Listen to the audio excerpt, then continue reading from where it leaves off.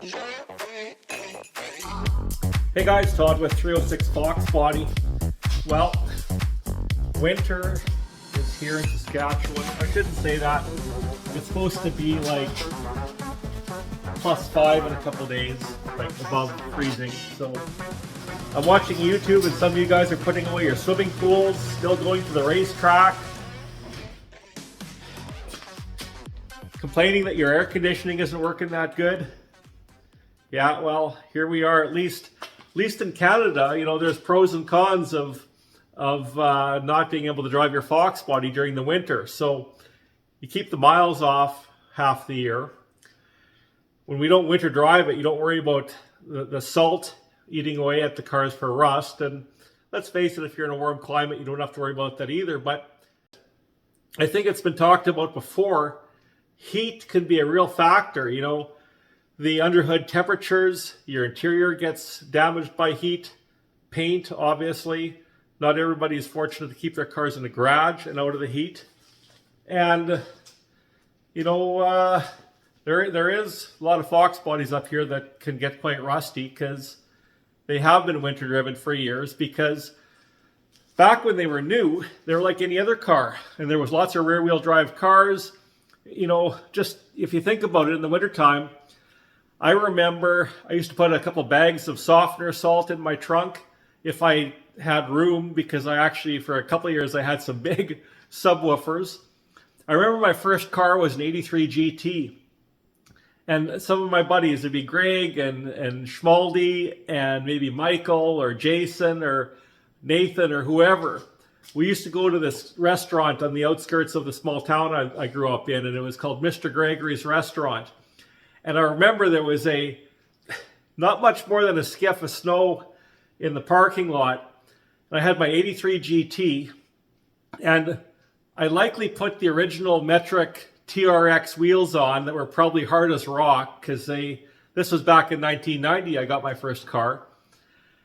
And so we go out for a bite to eat, come out of the restaurant, and you know, in the wintertime, my car wouldn't go anywhere. You kind of planned how you drove it. So what we'd do is I would get in the car, fire it up, I'd slowly let the clutch out, and the rear wheels would be kind of going like this. So a couple of us would start pushing the car, and as we got going, that's when we'd hop in and start cruising until we could get onto some pavement. Anyways, here's what we're doing.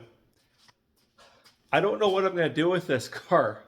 Well, I know what I'm going to do. I know I'm not going to sell it.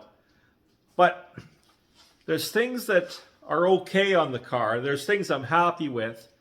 But there's still some stuff I have to do to the car to make it right. So, number one, it's got a Vortech YSI trim blower. So basically I'm thinking I really should intercool it. My air intake temperatures during the summer, they get kind of warm. And as much as I'd like a air-to-water intercooler setup, that takes a lot of plumbing on a car like this that doesn't have that much room under the hood. Like, right now it looks pretty good, but I want to put the air conditioning back in, because it's an air conditioning car.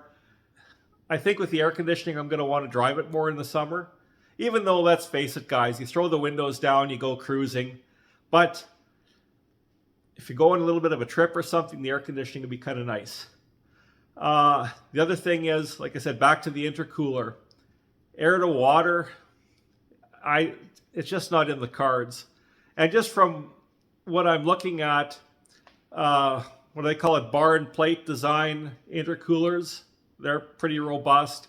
But they're saying, from what I've looked at on a street car, once they get heat soak, I'll call it, it's kind of harder to get it out, because they're kind of a denser intercooler. They're good for a race car with high boost. So the tube and fin design is probably what I'm going to go for. And there's probably pros and cons of everything, but I'm kind of limited to where I can go with tubing and what I can do. And if I put the air conditioning in, the AC pump will be in the way. There's nothing more that I would like to do is design an upper intake for a 351 Windsor to get maybe like a tick performance 2 or 2.5 inch, charge cooler, we'll call it. That would be the hot setup. But realistically, I used to have a P600B Pro charger on here. The head unit sat here. It shot down, went through a small intercooler that was vertically located just underneath my radiator, just behind the rad support. And even though that's maybe not ideal to having one horizontally mounted in the front, this is a car I am not going to butcher the front end on it. And you know what? I'm honestly not worried about if I gain or lose a bit of horsepower. It's all about, there's more than enough power in this car. Like, I think I went too far with it. Even though it's a really streetable motor, it's too much for this car, but it's in there already. But if I kind of emulate that horizontally mounted intercooler, kind of like what the Pro Charger had, it'll likely make a difference. Because I know I was always hovering around that 140 to 170 degree range on just cruising around. And I think I just got to get that air temperature down a little bit. I want to remain on pump gas. We don't have really good fuel where I live. Like 91 octane is the best that we have. And I don't want to be running race gas all the time, or, filling up with octane boost every time I want to go for a drive. So the intercooler thing is a big deal on this car. Let's check this out. I'll show you up close what I'm thinking.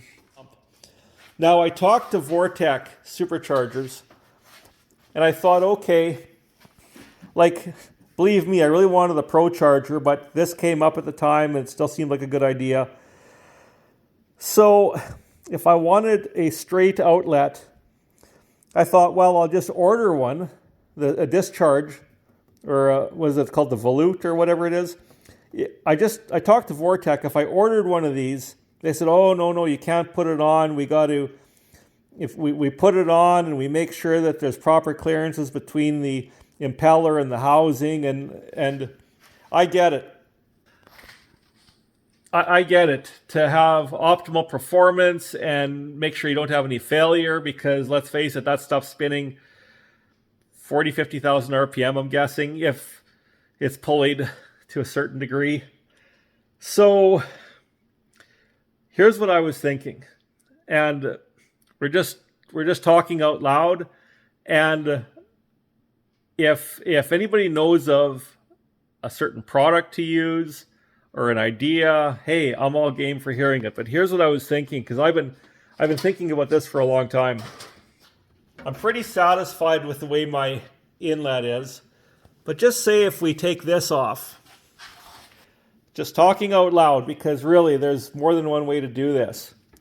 I thought if I had a curved discharge on here, and I know you don't want to have as many bends, you want to keep the bends down to a minimum, but if I went and had a curved discharge pipe that ran along here and then ran over here and then down, it could come across through the intercooler, and I likely have, because I'd be getting rid of this, because I'd be relocating the bypass valve. So I'd be relocating, there's a pipe down here. I might be able to run the intercooler piping up, but there's really not much room. I could likely run it where this bypass is. It'd be so darn tight in there. It's just a matter of me taking some of the piping off and getting some 3.5 inch, like those pool noodles, and running it, putting a piece of rigid wire in it and bending it and running it like you'd want to run the piping. So that's one option to intercool. And I'm running 8.5 to 9 psi, which isn't a crazy amount, but I just think intercooling this thing would be, it's just a great idea. Anything supercharged or turbo, it needs an intercooler. In a way, I don't know how Vortech got away with, unless you're running really low boost, having these systems without an intercooler. And their little air to water intercooler that would go right in here, that's just not big enough for this. Like, I guess at most I would crank the boost up to 10 psi and be happy. And even if it stays at 8.5 to 9, I already said there's lots of power in this car already. And my goal is to remain streetable, pump gas. You know, honestly, if I took the supercharger off and changed the cylinder heads, gave it about 10-to-1 compression, I'd probably still be really happy the way it drives. Of course you would. But damn it, guys, once you have a supercharger, it's hard to walk away from that. Like, once you have a supercharged car or a power adder, it's hard to go back. You know, it's, even if I never ever race this car, like, I know I'll never competitively race this thing. I might take it to a drag strip once everything is all done motor-wise and have it tuned, just to do a 2 or 3 passes just to see what it gets, just to say I did it. And I think that would be good. The last time I was at a drag strip and it ran about 1124 at about 124.5. And it was probably like a 1.8 60 foot. I got the time slip somewhere. And that's with the P600B Pro Charger and a 351 WINDSOR. It was a fresh motor, or fairly fresh motor, with really, honestly, very limited, if any, tuning done to it. And I kept it like that for 15 years until I got it tuned, and then I cracked the block. So, and I was running methanol injection for a while. Another thing I want to address is my control arms. I got the Maximum Motorsports, the weight jacker, so to speak, control arms.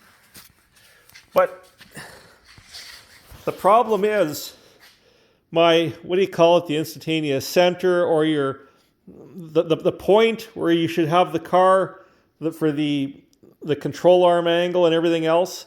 When I put my where are they? Here's my old anti-squat brackets that I bought from Western Motorsports years ago. These things worked awesome. And with them sitting on the car, these newer control arms, they make the back of the car sit way too low.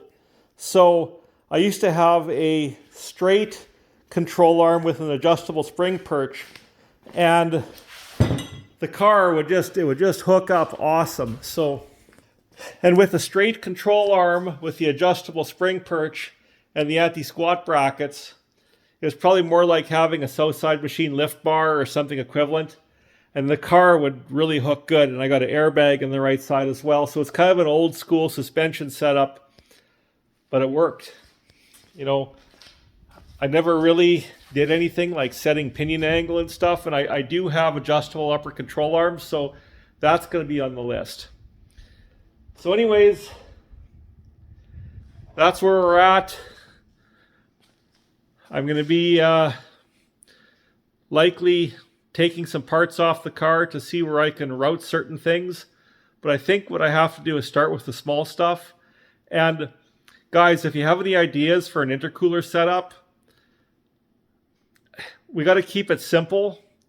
And sometimes having an extra set of eyes on something is all the difference. If I put air conditioning back in here, my AC condenser will be obviously running in here, and we will not butcher the bumper cover on this car. I just want to make things really street worthy, simple. That's what we want to do. We want to intercool it It's just a matter of how. I don't know, a Pro Charger. You know, I could put my air conditioning back in with a Pro Charger. I could use Foxbody brackets. I really don't want to have to put another supercharger on here. But man, on a street car, a Pro Charger would just solve my problems. I wouldn't have to change that much. It'd just be a whole other kit. Do I even have a bung on this side? Ah, damn, I don't. Jeez. And I even said, I think in another video, if you have an oil pan off, you darn well make sure that you put a couple bungs on, because let's face it, we never know what we're doing from time to time. Now you got me thinking. Anyways, guys, that's where we're at with the 86. I'm kind of calculating what I want to do with it. And I'm not just going to jump on something right away. Like, I'll do my other little projects on the car, like maybe get some different rear control arms. The Maximum Motorsport ones are nice, but they're not the right one for this car as far as I'm concerned. I'm going to look at doing probably electric power steering because I have a manual rack. I'm going to look at air conditioning, but I want to intercool it. Let me know what you think. Catch you in the next video. Cheers. Thanks for watching.